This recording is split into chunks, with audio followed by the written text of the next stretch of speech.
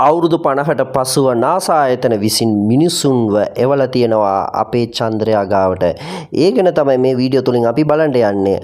ආර්ටමිස් 2 යනු ගුවන් මිෂන් අරහා තමයි මේ ඓතිහාසික දෙයක් කරලා තියෙන්නේ නාසා ආයතනයේ. නාසා ආයතනයේත් එක්ක කැනඩා ස්පේස් ඒජන්සි හා යුරෝපියන් ස්පේස් ඒජන්සි මේ ආයතන දෙකම එකතු වෙලා මේ ඓතිහාසික දෙයක් කරලා තියෙනවා.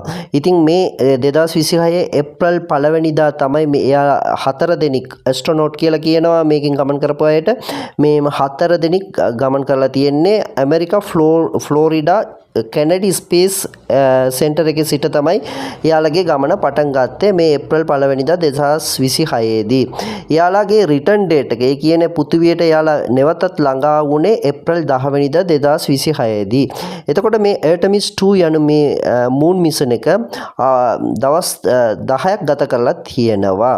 ඉතින් මෙයාලා මේ 4 දෙනා තමයි අවුරුදු 50න් ඒ කියන ඇපොලෝ 13 යනු මිෂන් එකෙන් පසුව අවුරුදු 50න් අති දුරක් මේ විශ්වයේදී අතික දුර ගමන් කරපු මිනිසුන් විදියට හඳුනා ගන්න පුළුවන්. එයාලා ගමන් කරලා තියෙන්නේ සාපේක්ෂව කිලෝමීටර් ලක්ෂ 6ක් පමණ.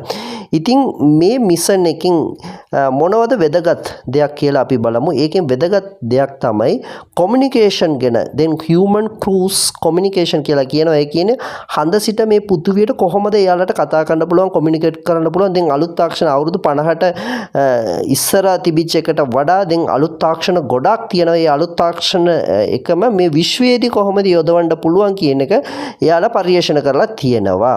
ඉතින් ඕක සාර්ථකව මේ පරිශන එයාලා ඉටු කරලා තියෙනවා කියන එක තමයි සතුටුදායක දෙයක්. මේ දවස්වලදී ගොඩාක් අය යුද්ධය ගැන තමයි බලන්නේ, කතා කරන්නේ. ඒ අතරේදී මේ විශ්වය ගැන හොයා බැලීම එක ඊටාම සතුටුදායක නිවුස් කියලා තමයි අපිට හඳුනා ගන්න පුළුවන්. ඉතින් මේ ඇරිත්මැටිස් 2 යනු මේ මිෂන් එක තවදුරටත් ගෙන යාමට නාසා ආයතනය තීරණය කරලා තියෙනවා. මේ 2028 දී මේ ආර්ටමිස් 4 යනු තව